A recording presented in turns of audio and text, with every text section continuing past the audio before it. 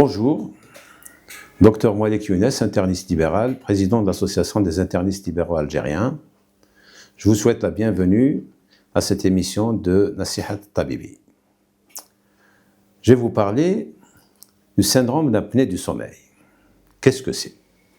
C'est une pathologie qui consiste à des arrêts respiratoires qui se répètent pendant le sommeil. Ça peut aller de 5 épisodes et plus, c'est ça qui définit l'apnée du sommeil. C'est un arrêt respiratoire de 10 secondes ou plus et qui se répète 5 fois par heure. Cette pathologie est à l'origine d'une somnolence pendant la journée, ce qui peut être à l'origine d'accidents sur la voie publique ou sur le lieu du travail. Mais au-delà de ça, c'est un facteur de risque de maladies cardiovasculaires et métaboliques. D'où l'intérêt d'en parler, parce que c'est un problème fréquent, puisqu'il touche à peu près 5% de la population générale, plus fréquent chez l'homme que chez la femme. La femme, elle augmente en incidence après la ménopause. C'est un problème qui concerne donc une large population dans la population générale, et qui peut amener à des complications si ce problème n'est pas dépisté et pris en charge correctement. C'est un problème sous-estimé, d'où la gravité de cette pathologie qui peut amener le patient à développer au fil du temps des complications cardiovasculaires. Et je vais vous parler plus précisément de la pathologie cardiovasculaire du syndrome d'apnée du sommeil. On revient à la définition. L'apnée du sommeil est définie par des épisodes d'arrêt respiratoire, donc d'interruption du flux inspiratoire, soit total, c'est l'apnée, soit partielle, c'est l'hypopnée, pendant 1 seconde ou plus, ça peut aller jusqu'à 1 minute et même parfois plus, et qui se répète au moins 5 fois par heure.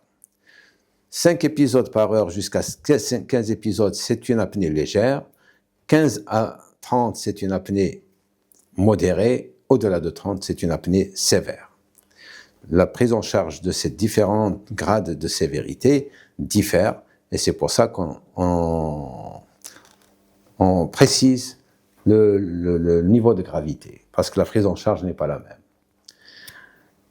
Alors, quel est l'intérêt de parler de ça? L'intérêt, c'est d'inciter les professionnels de santé, de sensibiliser les malades d'abord, et d'inciter les personnels de santé au dépistage de cette pathologie pour éviter aux patients d'aller à des complications redoutables que sont les maladies cardiovasculaires dont on va parler donc, dans cet exposé.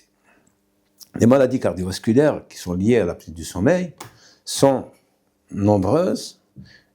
On va parler de l'hypertension artérielle, on va parler de l'insuffisance cardiaque, des troubles du rythme, de l'accident vasculaire cérébral, de l'hypertension artérielle pulmonaire et des anévrismes de l'aorte.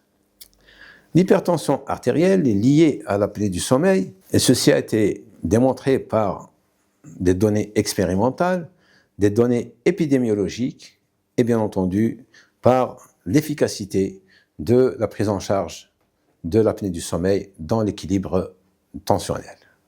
Sur le plan épidémiologique, sur le plan expérimental, en 1997, Brooks a mené une expérience sur le chien auquel il a ligaturé les voies aériennes supérieures.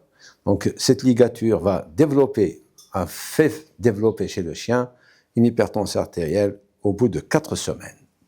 La levée de l'obstruction a amené la régression de l'hypertension artérielle au bout de 8 semaines. Ceci donc a une relation directe de cause à effet.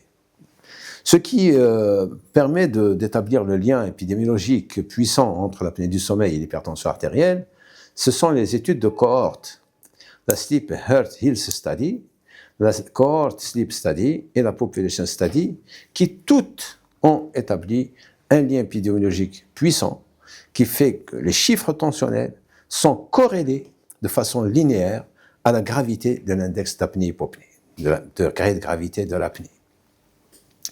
Ce faisant, les instances qui définissent et qui font les recommandations concernant l'hypertension artérielle ont inclus l'apnée du sommeil dans le diagnostic étiologique de l'hypertension artérielle. Je parle à la Haute Autorité de Santé, au Joint National Committee, donc qui ont inclus l'apnée du sommeil comme cause d'hypertension artérielle et également une cause de gravité. Sur le plan clinique, donc profil d'hypertension d'abord nocturne, ensuite permanente non deeper, volontiers diastolique et à la longue devient résistante. Donc si on a affaire à une hypertension artérielle résistante, il faut nécessairement faire une polygraphie respiratoire à la recherche de l'apnée du sommeil. Également, un profil non deeper, la pression qui ne baisse pas pendant le sommeil, doit faire un enregistrement polygraphique. Et le profil diastolique, l'hypertension artérielle diastolique également, doit éveiller les soupçons quant à la possibilité d'une apnée du sommeil. Donc ça, sur le plan donc, du profil clinique. Maintenant, si on diagnostique une apnée du sommeil chez une hypertendue, quel est l'intérêt? L'intérêt, c'est de traiter l'apnée du sommeil, ce qui va amener à une amélioration du contrôle tensionnel. Bien entendu, il y a des conditions. Ce traitement de l'apnée du sommeil qui consiste en ce qu'on appelle la PPC, la pression positive continue, ou en anglais la CPAP, la Continuous Positive Air Respiration, plus l'apnée sévère, plus cette pression positive continue est bénéfique, plus l'hypertension est résistante, plus la pression positive continue apporte du bénéfice à l'équilibre tensionnel, bien entendu, sous réserve d'un traitement optimal de cette hypertension et sous réserve d'une observance de la PPC. Donc voilà pour ce qui concerne l'hypertension artérielle, donc corrélation épidémiologique, expérimentale épidémiologique et sur le plan thérapeutique, l'apport de la CPAP.